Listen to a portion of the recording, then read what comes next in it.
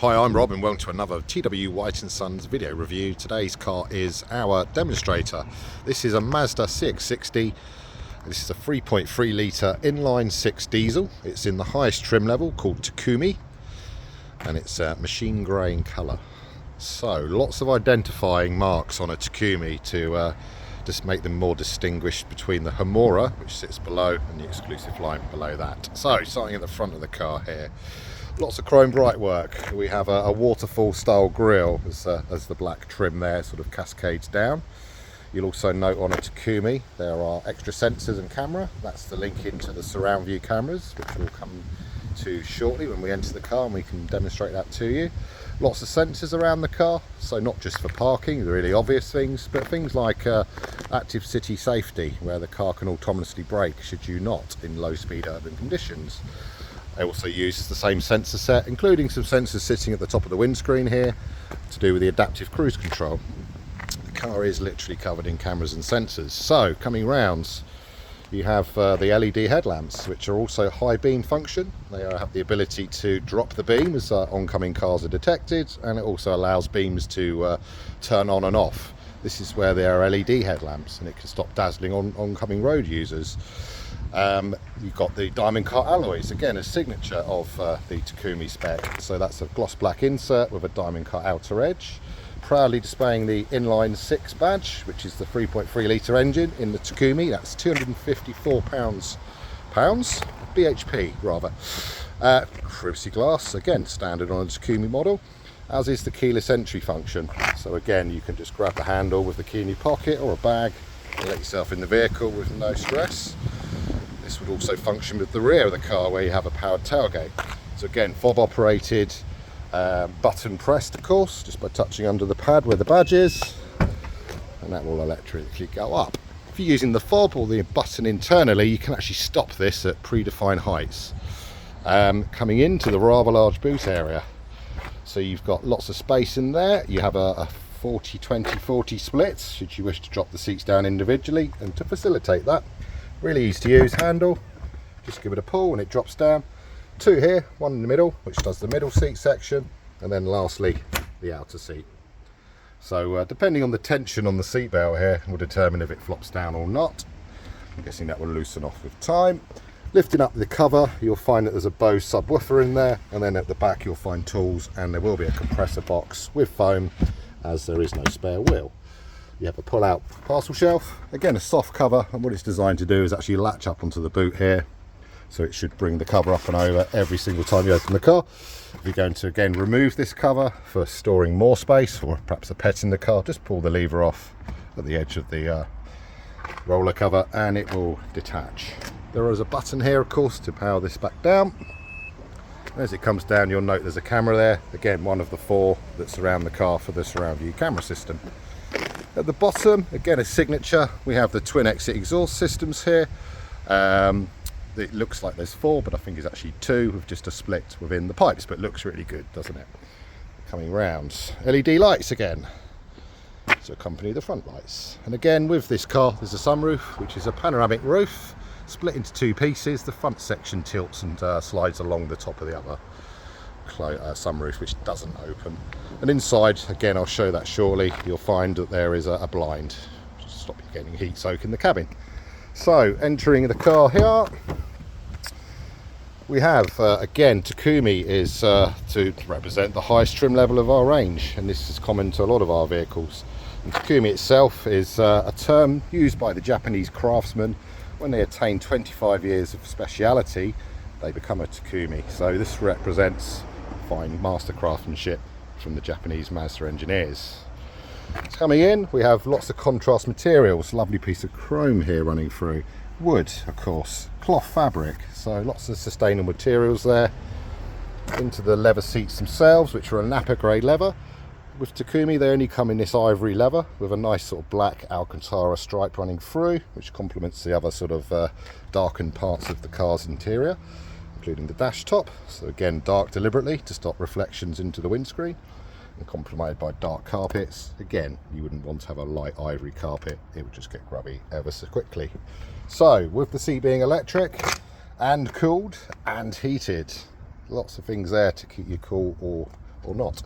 They're memory function seats, so 2 different drivers can store 2 different positions, which would link the electric steering column, the power fold mirrors and the seat, of course, together for 2 individual drivers.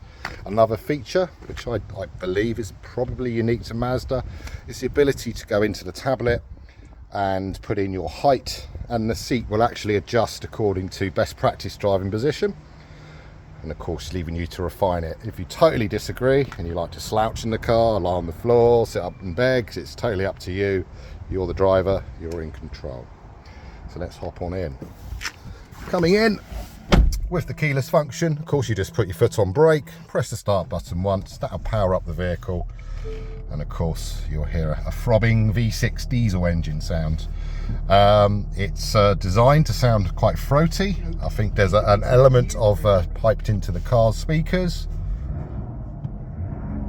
but it sounds really nice. It's unusual for a diesel, and I guess that's the smoothness of an inline 6-cylinder engine. Okay, so we have features galore, starting with the steering wheel here. We have safety related functions on this side, so you have an adaptive cruise system, easily usable just from the up and down functions here. A speed limiter, super important today with the 20-mile-an-hour zones that are prevalent. Lane departure function.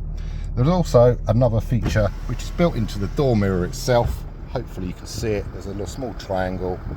If you can't, I'm sure it's been obvious to other vehicles that have also got this technology, but it is effectively going to monitor the left and right side of the car and would flash at you to say if there's something out of your right line of vision. You're not going to make a lane change maneuver and have a clash with another vehicle. On the left spoke, it's more media centric, and there is another button here which affects the digital display, and what it's doing, it's cycling through key information in the right hand digital roundel, for the want of a better word, giving you some information around average fuel consumption. The active eye sense, this is the suite of safety sensors around the car. Even the green sort of ring around it gives you an indication of what the car's trying to do, which is basically keep you safe. Back in, so you can configure that, different modes. Coming around here, we have an electric steering column, which will adjust, of course, and as I say before, can be linked into the memory seats. Automatic wipers, automatic lights, again with a high beam function, just a little button on the end here, and that will allow it to adjust its beam up or down depending on bright lights travelling towards it, or indeed just driving into an urban cityscape where you've got street lighting. Coming across, nice to see actual buttons for your climate control. Again, it's something you'll touch quite regularly, but it's just at a glance, easy to use. These piano style keyboard sort of functions for up and down on the temperature control. We have a heated steering wheel, superb in the winter months. We have heated seats, yet again, a nice feature to have, but for summer, we have cooling seat bases. Really quite nice. Coming down, there is a wireless charging pad, so again it will draw energy into your phone, charging you fully up, which is quite useful when you have the ability here to link into Apple CarPlay, Android Auto. So again, into phone connectivity, you just need to pair your phone, and wirelessly it will use both Apple or Android, and that's going to give you mapping up here, all your media functions, even down to things like WhatsApp. Coming down, lots of storage for drinks. Each door pocket has great big bottle holders, and again that looks nice with the wood finish here. We have the multimedia controller set up, again using this controller with hot buttons, or again straight access to Apple CarPlay, Android Auto. We have a camera system which surrounds the vehicle in a ring of cameras, so you can see the views all around. What I'll do, I'll put my hand outside and you can see my hand up here, hello. And then we have a front facing view, into reverse, the rear facing view, and you can start to work out how to judge the car's driving. Of course, on top of that, you have all the sensors as well. So if you're struggling, this would not give you any problems in parking. Coming rounds, again, beautiful interior, which runs all the way across the dash. And again, a Japanese stitch. This takes some heritage from Japanese craftsmanship, and it's a very specific stitch you'll find in Japanese textiles. Okay, it's a nice bright and light cabin, even down to the headlining being in a light white, as opposed to the darker Homura cabin.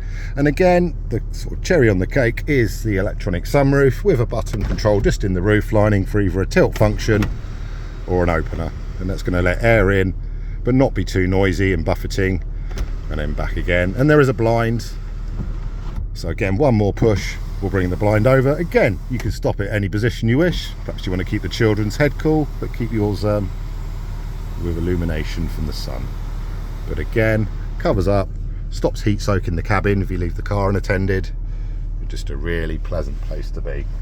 And again, you know, in a world of BMW, Audi, Volvo, this is probably more of a Volvo-esque interior, which is a real bit of praise, as they're world leaders in their cabin design. And look, Mazda, very, very close. But not so Germanic that it's oppressive and dark and, you know, like a black hole to sit in, sucking all the light out of it. So, this is our demonstration car. It will be available to purchase. It's available for test drives.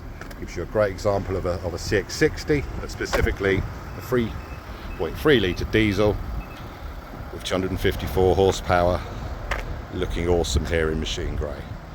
What a car. Criminally undersold, but again there's an antipathy towards diesel. Undeserved personally. This has such a low emission figure. It's around 139 grams of a Takumi, and if I just show you this, that's identical to a Mazda 3 G. Exactly the same emission figure. So, who says you can't have your cake and eat it? So thank you for reviewing this video. The vehicle can be purchased, of course, using cash, or indeed some of the finance campaigns we offer against our vehicles. And we also welcome a part exchange. So I hope to hear from you soon. Thank you.